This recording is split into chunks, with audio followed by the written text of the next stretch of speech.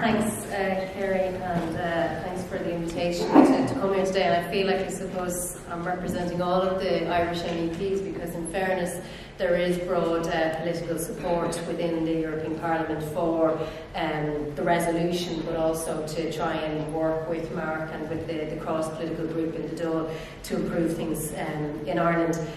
But I suppose from coming at it when you're saying who has a direct connection to Lyme, I was an ecologist for my sins in a previous life when I lived in Killarney, and I lived there for 10 years, and very familiar with ticks and horsefly bites and everything, and took all the precautions that you do. But I just, listening to people and their experience of Lyme disease, really didn't realise how lucky I was, because I had a doctor who, I didn't have a rash, I got a bite, went in thinking that I had a lump under my arm and all the concerns about that, and my doctor at the time was Polish, standing in for the Irish GP that I usually went to, and he pointed to the bite, said, "What's that?" And I said, "Oh, that's just a tick bite," and he went, "Well, we're going to put you on antibiotics as a prevention in the case of Lyme."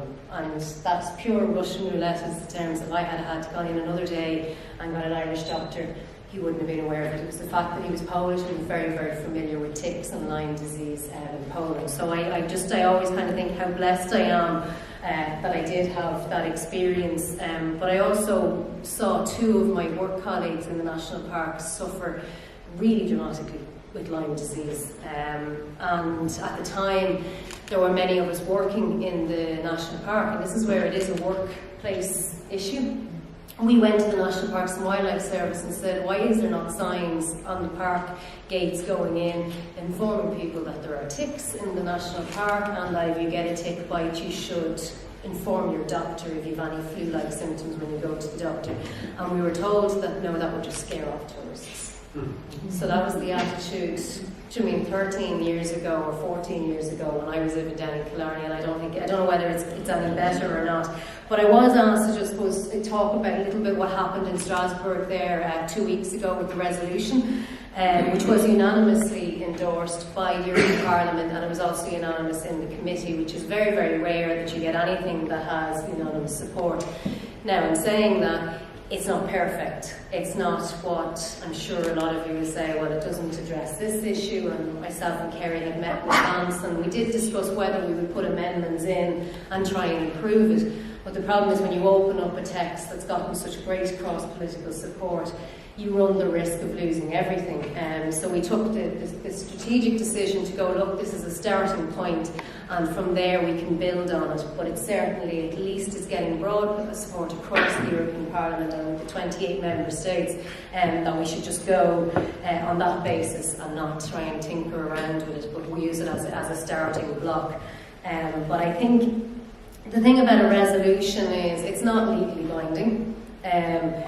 But it does, I suppose, for yourselves or for anybody who are campaigning, it does offer you something that you can point to and bring back to your own governments and also to your MEPs in the European elections, which are in May, and to sort of say, look, this was endorsed, this is the position of the Parliament now, this is what they want you to do. So it is an effective lobbying tool. So while it's not legally binding, it sends out a very strong message. And I do spot Ibrahim Halawa there. We got a resolution passed in the Parliament for calling for his release, and that certainly did have a big impact. So they're not something to just be dismissed.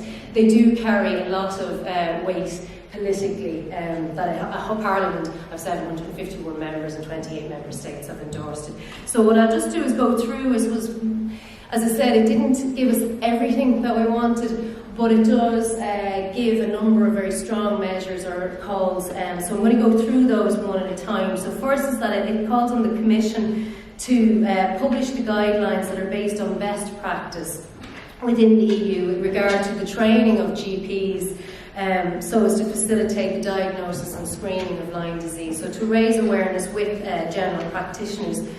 It also calls on the Commission to assess the magnitude of the phenomenon of some patients spending a long time that are seeking appropriate diagnosis and treatment of Lyme disease, and in particular the cross-border movements of patients seeking treatment and what are the financial consequences of that.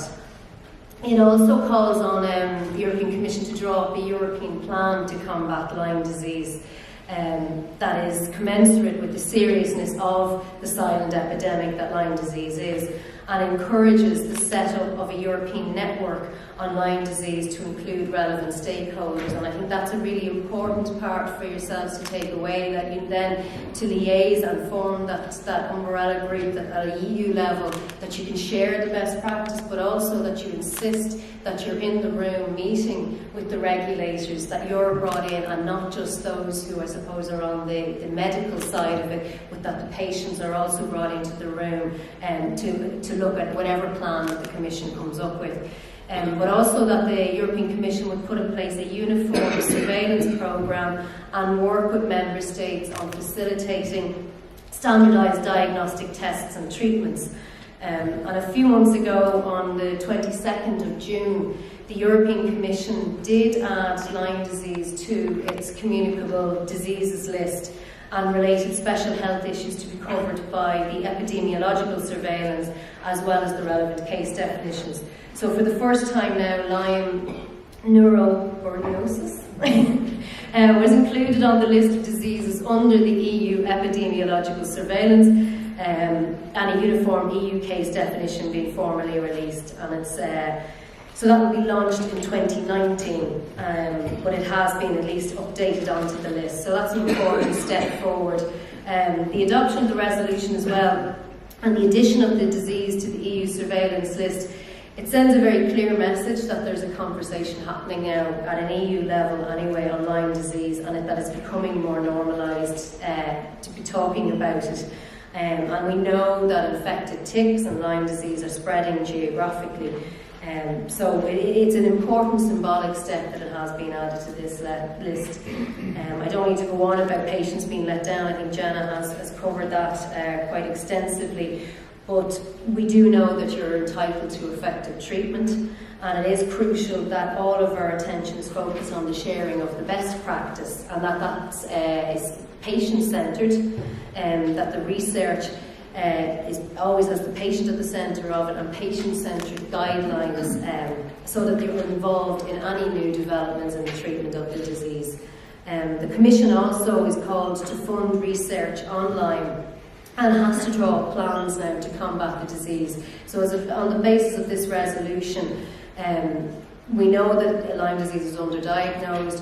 We know roughly it affects probably about 1 million Europeans, but it's more likely now, because of this resolution, that the Commission will come forward with an action plan on Lyme disease. And I think that's one of the things that you could certainly call on anyone who's running in the European elections to support. Will you support going forward in 2019 that the European Commission establishes an action plan on Lyme disease that focuses on increasing the public awareness, improving the data collection methods in relation to screening and treatment administered in the Member States, and then the ultimate goal of presenting a strategy for harmonised treatment practices in the EU to facilitate proper diagnosis and screening. And I don't think that's a huge ask to ensure that you are working with your European colleagues. I know you're going to Brussels in a couple of weeks to have it, and to get that across all of the Member States, that anyone who's running for the European Parliament will sign up to that pledge that they will support and continue to lobby for an action plan at an EU level